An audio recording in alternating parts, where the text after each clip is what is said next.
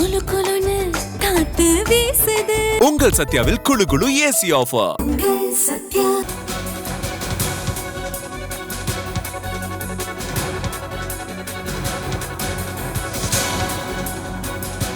வணக்கம். தமிழ்நாடு முதலமைச்சர் ஜோசப் விஜய் அவர்கள் தலைமையில் இன்று தலைமைச் செயலகத்தில் தமிழ்நாட்டின் சட்டம் ஒழுங்கு நிலை குறித்து ஆய்வுக் கூட்டம் நடைபெற்றது. இந்த கூட்டத்தில் தலைமைச் செயலாளர் சாய்குமார், அதே போன்று மதுவிலக்கு ஆயத்தீர்வை துறை கூடுதல் தலைமை செயலாளர் மணிவாசன், காவல்துறை தலைமை இயக்குனர் சந்தீப் ராய் ரத்தோர், முதலமைச்சரின் கூடுதல் தலைமை செயலாளர் முனவர் செந்தில்குமார், அதே போன்று முதன்மை செயலாளர் ரீட்டா ஹரிஸ் தக்கர், முதலமைச்சரின் செயலாளர் லட்சுமி பிரியா, காவல்துறை உயர் அதிகாரிகள் உள்ளிட்டோர். முதல்வராக தற்பொழுது விஜய் அவர்கள் பதவியேற்ற உடனே தற்பொழுது நிர்வாக பணிகளை விஜய் அவர்கள் தொடங்கியிருக்கிறார். இந்த நிலையில் தமிழ்நாட்டின் சட்டம் ஒழுங்கு குறித்த ஆலோசனை கூட்டமும் இன்றைய தினம் நடைபெற்றிருப்பது குறிப்பிடத்தக்கது.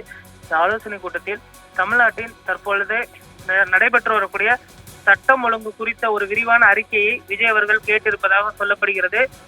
குற்ற வழக்குகள் எத்தனை நிலுவையில் இருக்கிறது, அதே போன்று இது குற்ற வழக்குகள் தாக்கல் செய்யப்பட்டு யார் யாரெல்லாம் தண்டிக்கப்பட்டு இருக்கிறார்கள், அதே போன்று பெண்கள் பாதுகாப்பு உள்ளிட்ட பல்வேறு முக்கிய அம்சங்கள் குறித்தும் தற்பொழுது ஆலோசனை கூட்டத்தில் அவர் கேட்டிருப்பதாக சொல்லப்படுகிறது.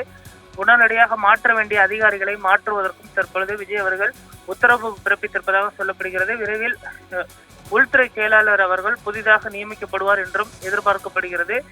பல்வேறு துறை அதிகாரிகளும் அடுத்தடுத்து மாற்றப்பட இருப்பது குறிப்பிடத்தக்கது.